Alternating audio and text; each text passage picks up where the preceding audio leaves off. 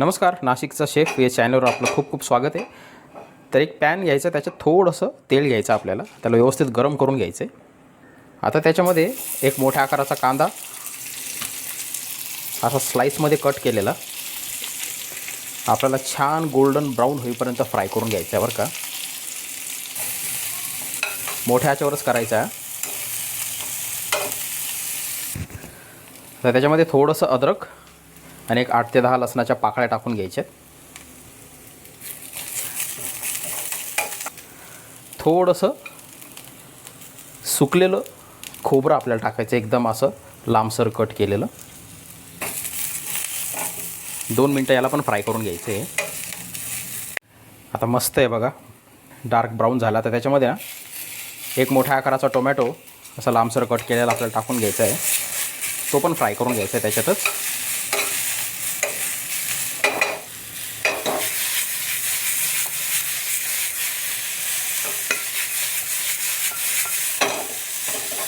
हे बघा आता मस्त फ्राय झाला. आता गॅस बंद करायचा, याला एका प्लेटमध्ये काढायचं, याला पूर्ण थंड होऊ द्यायचं आणि मग मिक्सरच्या भांड्यात घेऊन थोडंसं पाणी टाकून एकदम बारीक करून घ्यायचं बरं का.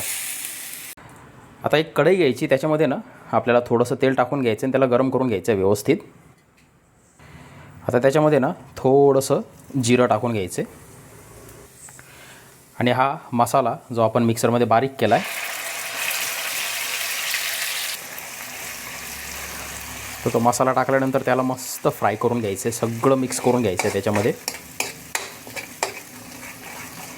हे बघा, ते संपूर्ण तेल जे आहे ना आता आपण ते एकत्रित करून घेतलेलं आहे, त्याला मिक्स करून आता याला 1-1.5 मिनटं आपल्याला मोठ्या आचेवर फ्राय करून घ्यायचं आहे.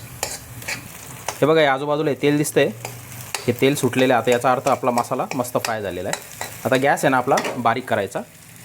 त्याच्यामध्ये थोडीशी हळद टाकायची, 1 चमचा लाल तिखट तुमच्या चवीनुसार टाकून घ्या, अर्धा चमचा धने पावडर आणि 1 चमचा शेवभाजी मसाला आपल्याला टाकायचा आहे त्याच्यामध्ये. गॅस थोडा वाढवायचा आहे. आता हा पूर्ण मसाला फ्राय करून घ्यायचा आहे.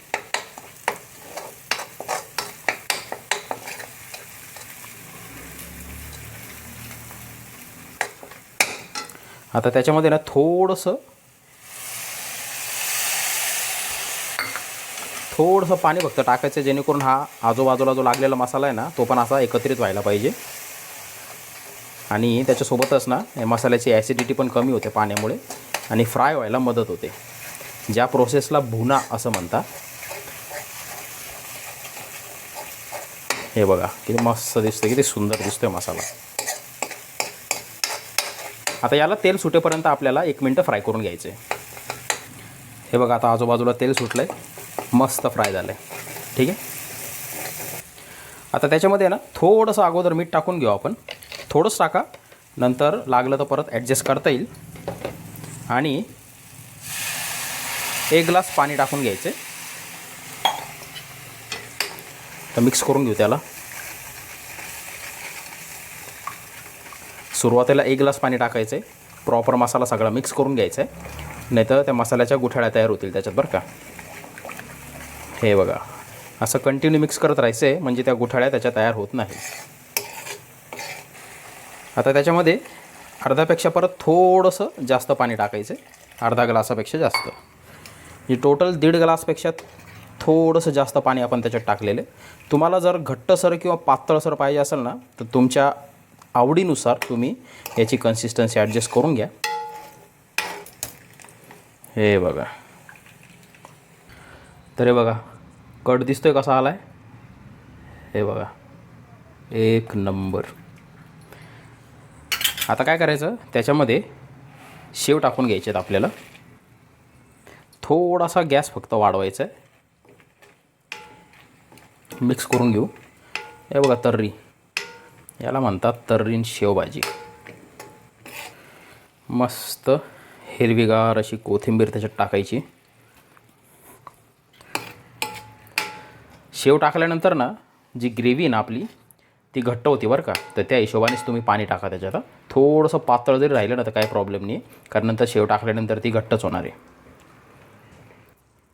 आणि हे बघा, आपली एकदम परफेक्ट अशी शेवभाजी. याला चपाती, भात, भाकर, बाजरीची भाकर जर असली तर मग एक नंबर, मग तर विचारायचीच गोष्ट नाही. मस्तपैकी आस्वाद घ्या. आणि याच्यामध्ये शेव टाकल्यानं, शेव टाकल्यानंतर लगेच याला खायला घ्यायचं बरं का, ना ते शेव जे आहेत ना आपले एकदम नरम होऊन जातील. कुणाला आवडणार नाही हे एकदम जबरदस्त अशी शेवभाजी, सांगा मला.